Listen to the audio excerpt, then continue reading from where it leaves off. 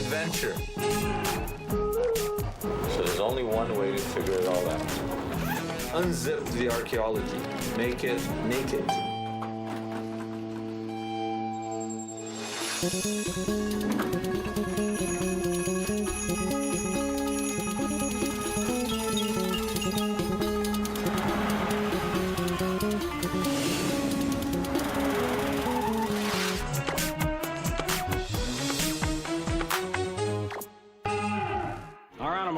Is the California ground squirrel. It's one of the types of ground squirrels that are quite common in the United States. This type is found west of the Rockies.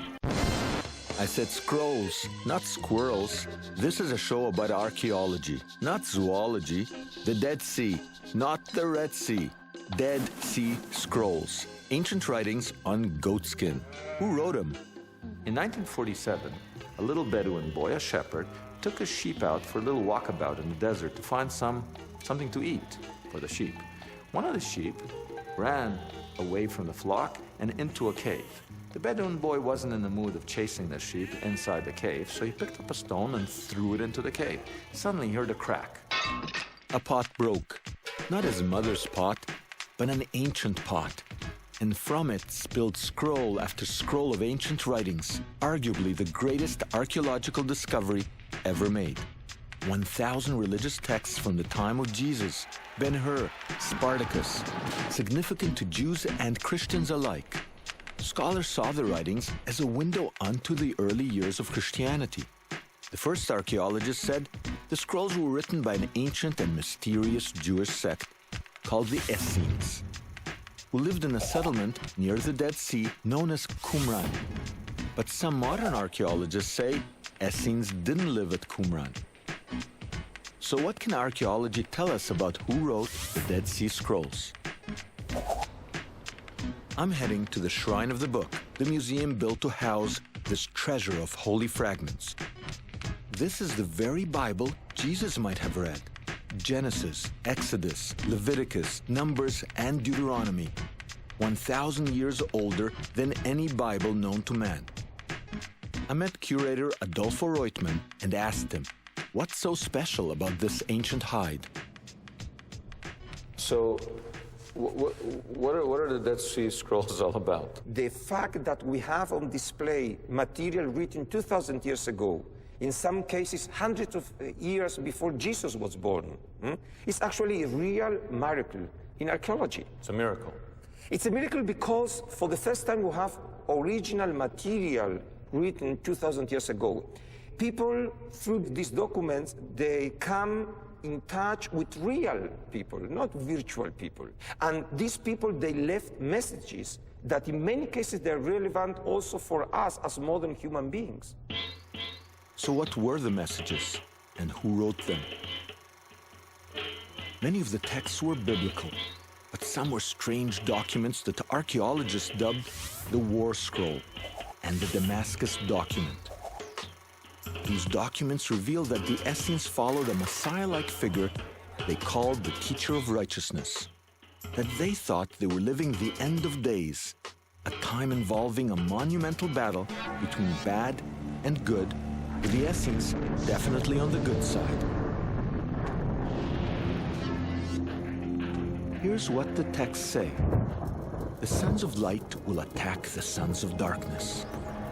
There shall be a battle, and horrible carnage before the God of Israel, and eternal annihilation for the forces of darkness. Then there shall be a time of salvation for the people of God. Strangely, these texts came into the hands of Professor Sukenik of the Hebrew University 2 years after the annihilation of Nazi Germany, and on the very date of the birth of the modern state of Israel.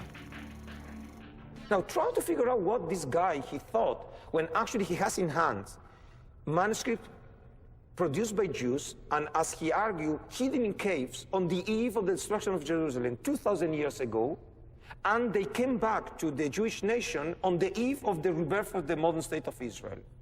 So you can understand it saying, okay, it happened just by chance. You can say, you know, this is part of the mystery of the Jewish nation.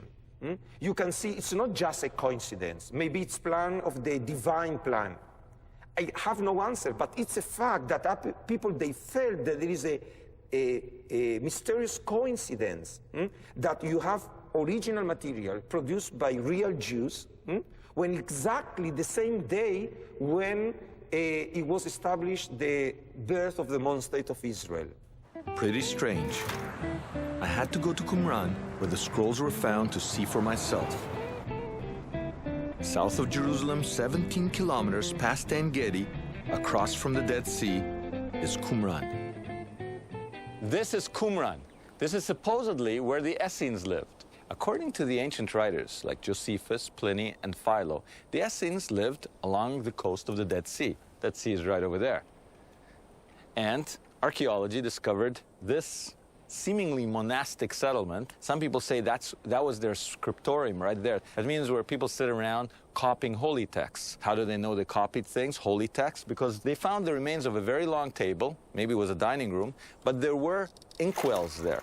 So it seems to suggest that either they were writing up menus every day, or they were actually copying holy texts. They were ascetic. They weren't into material things. They believed in purity, both physical and spiritual. There were mikvahs here, baths for ritual purity, for baptism in essence. I'm lying in an aqueduct to illustrate where the water went through, and it went all the way here to more cisterns. This was meant to supply water to a lot of people. Look at this huge, huge cistern. This was no little farm. Just a 3-minute walk from this settlement are the 11 caves in which they found the scrolls. Altogether, these ruins, the water systems, and the caves proved to the first archaeologists that Essenes lived here. Some modern archaeologists now claim no Essenes lived at Qumran. So who do they think wrote the Dead Sea Scrolls? Make sure, hold on to my ankle so I don't fall down that precipice. Well, are you holding on to my ankle?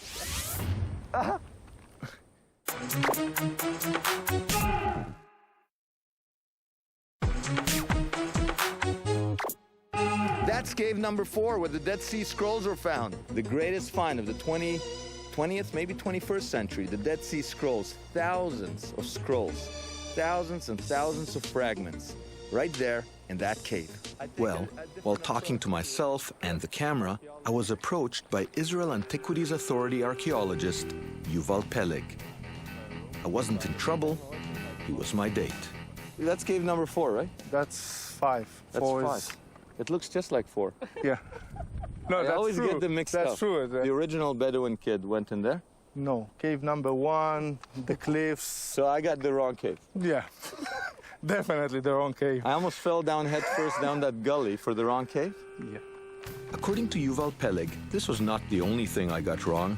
He says this site was not an Essene outpost, but a pottery factory, and showed me the kilns to back his theory. He explained that the cisterns and the aqueducts were for cleaning the clay, not for purifying the Essenes. So, how does he explain the scrolls? According to Peleg, refugees running from the Romans hid them in these hills. So who wrote them? Everybody wrote them. We know that not a special writer wrote all the 700 or something. Or a special group? No. All these scrolls were brought by the refugees that ran away from the Roman army. So you're saying those scrolls are really a library, and they were... This is the library of Judaism, not just the Essenes who lived in Qumran.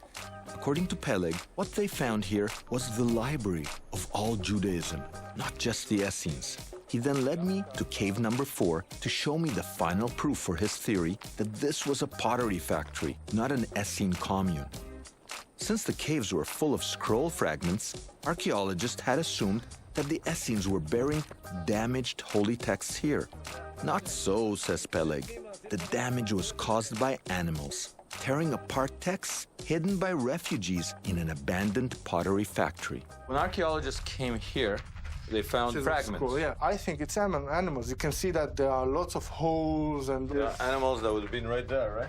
That's animal poop? Yeah. What kind of animal poops It's like small, it's like mouse. that? Like a desert rat? Yeah, desert rat, something like that. The rat is a rodent, like the squirrel. But we want to talk about the scrolls, not squirrels. Peleg says that the inkwells they found weren't for writing scrolls, but for labeling the pots. He claims the factory workers dug out these caves to get the quartz to mix with the clay to make the pots stronger.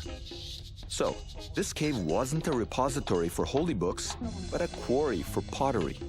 When we took some of the clay and mixed it with this quartz, we made new vessels, pottery vessels. So you think they were digging out for quartz? For they these created, layers, you can see they layers created and these layers. caves? These are man-made caves, you say? Man-made caves. That's the last stage of our theory. We have the kilns, we have that, we have that. Huh? We have a reason for the caves. You have a system with the aqueducts of purifying water for the clay. For the clay. Yeah. You've got man-made caves For the quartz. for the quartz. You made the pots. You have kilns. It's all making sense as a pottery factory, pottery industry. There's no connection between the scrolls and the site. I was troubled by Peleg's theory. First-century historian Josephus says that there were Essenes by the Dead Sea. Peleg says it was a pottery factory. Most archaeologists say that the scrolls in the caves were connected to the archaeological site known as Qumran. Peleg says that the scrolls have nothing to do with the pottery factory that was found there. So I went back to Jerusalem to discuss Peleg's theory with Professor Gabi Barkai. I started by making Peleg's argument. Just because a bunch of people say there were these Essenes on the Dead Sea, and you find scrolls near the Dead Sea, doesn't mean they're the same people. The scrolls could have been brought there by people fleeing, burning Jerusalem, hidden in a cave, and this has nothing to do with the Essenes. We have two elements at Qumran. We have the caves and you have the ruin. If you separate between those two, then you can get to all kinds of interpretations. Maybe aliens from outer space wrote them. You can make it into a military fort. You can make it into a rich farmer's farmstead. You can make it into a hamlet. Hamlet? Alas, poor Yorick. But what does the archaeology tell you? You say they're connected. Listen, they are connected logically, they are connected archaeologically, they are connected. The facts are there, and I think it makes sense. The facts are that in 68 AD, Rome came and destroyed Qumran. 2 years later, in 70 AD, Rome destroyed the temple in Jerusalem. So, are the scrolls the long-lost wisdom of the Qumran Essenes, or the long-lost Jerusalem library spirited out by refugees? Maybe the answer to this riddle involves not the texts that were found, but the texts that were missing.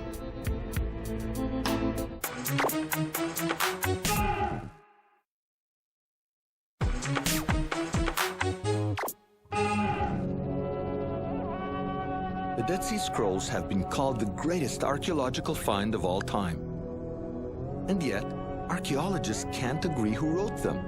Maybe the clue to the authors is not in the scrolls that were found, but in the texts that are missing. The temple in Jerusalem was the center of Jewish life. Whoever controlled it was in power. In the 2nd century BC, the Maccabee brothers took control of the temple, thus causing a split in Judaism. There were those who saw the Maccabees as political heroes, and others, like the Essenes, who felt the Maccabees had polluted the temple, forcing true believers into a desert exile. So who left the scrolls at Qumran? If they were brought by refugees fleeing Jerusalem, the scrolls would preserve fragments celebrating the Maccabees. Essenes, on the other hand, would never include the hated Book of Maccabees in their library. I met with Professor Eileen Schuller of McMaster University. There's a lot of controversy about who wrote the Dead Sea Scrolls. It seemed that at one point everybody said it was the Essenes. Now, we were in Qumran, and there's a theory now that basically what we're looking is not the repository of a community, but rather the scrolls of refugees from the destruction in Jerusalem. It's a bit odd to say, well, we have all these texts, but they had nothing to do with the people that are living here.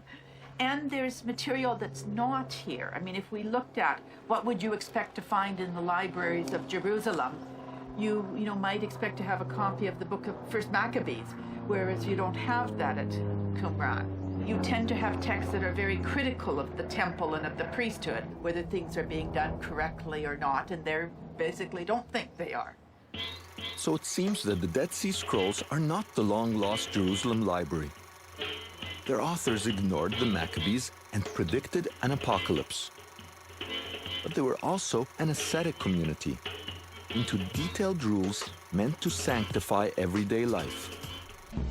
No one should sleep with a woman in the holy city so as not to defile it with impurity. On the Sabbath, do not say a useless or stupid word. On the Sabbath, you may not go beyond 1,000 cubits from the city. Your latrines must be 2,000 cubits from the city and out of sight of the camp, so as not to pollute the camp. These rules say Essenes to me, but we need evidence on the ground to prove it. I decided to speak with someone who both reads the scrolls and also dug at Qumran, archaeologist James Tabor. You excavated at Qumran, didn't you? Yeah, I've dug there. You dug there. What do you make of Qumran? Who wrote the Dead Sea Scrolls? Who wrote them Dead Sea Scrolls? Now, let me tell you something that's brewing right now that might shut up everything, but I'll tantalize you. I get tantalized by archaeology. Well, you're going to get real tantalized by this. Here's the bluff. James Tabor found a clue squirreled away in the Damascus document that proves the Essenes were at Qumran. This clue was where no one would think to look: the Essene latrine. I see it, hallelujah, I see it.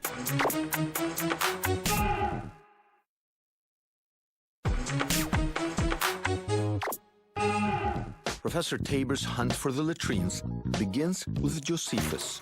This first-century historian writes that he admired the will of the Essenes because, contrary to tradition, they didn't feast the night of the Sabbath. James wondered why Essenes wouldn't feast. So, he went to the scrolls. On the Sabbath, you may not go beyond 1,000 cubits from the city. Your latrines must be 2,000 cubits from the city and out of sight of the camp, so as not to pollute the camp.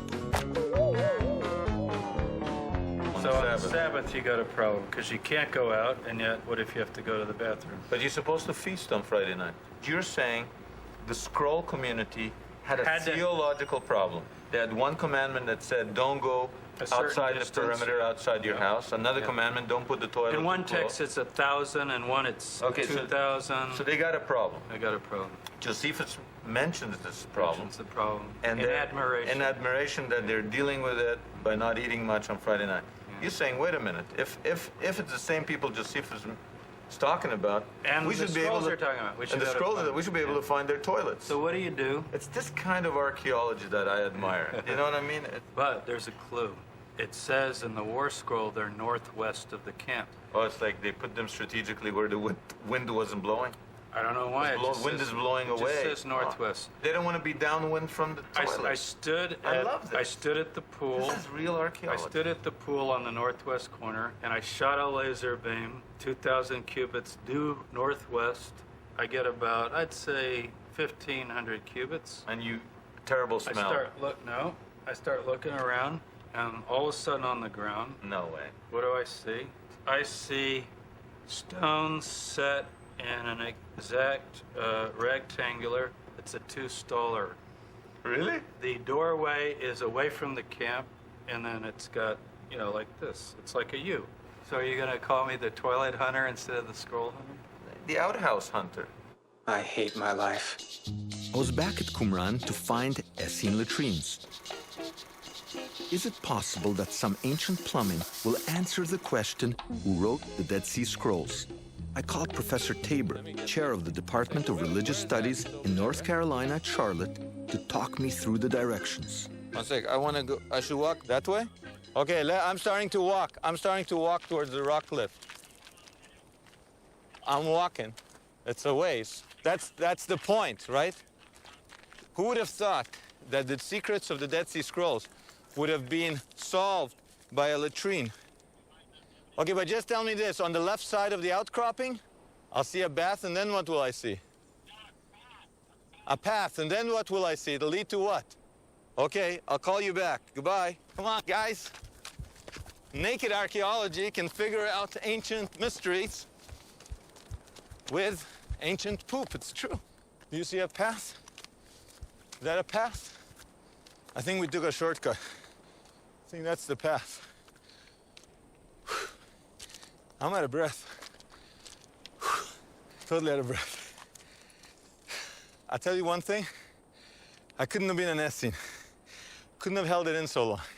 I see it, hallelujah, I see it. This is the communal house, right here. It says northwest, this is northwest.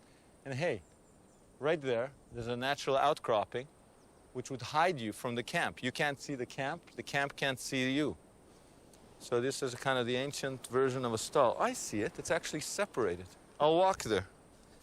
See, I'm walking right between the two rectangles. There's even an entranceway right here. I'm seeing an arrangement. Look, you come right in here. Oops, sorry, not looking. You walk right in here, see? Using the scrolls, we found the plumbing which proves this was no pottery factory, but the home of the Essenes. And these guys saw their every action, from war to prayer to bodily functions, worthy of a rule to make it holy. There you have it, proof that the Essenes wrote the scrolls. Here they waited for the end of history, following their leader, the teacher of righteousness. Some scholars believe this teacher was the prototype of the Christ figure. Dr. Stephen Fawn, scroll scholar. Now, while we still have sun, let me ask you, one of the scrolls, the famous scrolls, there's famous scrolls in these things, and they talk about the teacher of righteousness, which seems to be a Jesus-like figure. Who is it? I think the teacher of righteousness was, as many other scholars, that he was a high priest. He was pushed out from the priesthood in Jerusalem, and he was tortured terribly in the dungeons. In his hymns that we find, which is known as the Thanksgiving hymns, he speaks of the fact that he no longer even cared about the cries of the people around him, but nevertheless God was faithful, and that the Holy Spirit came to him, and that his heart was changed, and how he had changed from being a man of flesh and blood to becoming a child of light. And how through this overwhelming process... It sounds pretty Christian. Do you think these are proto-Christians? Out of this kind of movement, the Christians? You know, we have some Jewish guides come out saying, you know, these texts are Christian texts. They sound so Christian to us because of these things that they say. And Christians read the text and say, no, they sound Jewish. Fact is, yes, this is the both worlds together before those worlds split. Modern Judaism grew from rabbinic teachings which, like the Essene scrolls, celebrate a divine law that seeks to sanctify every action. Christianity, on the other hand, is built on an utter devotion to an Essene-like messianic figure. The Dead Sea Scrolls have served to fill in the gaps made by time and men and to show us what doesn't change.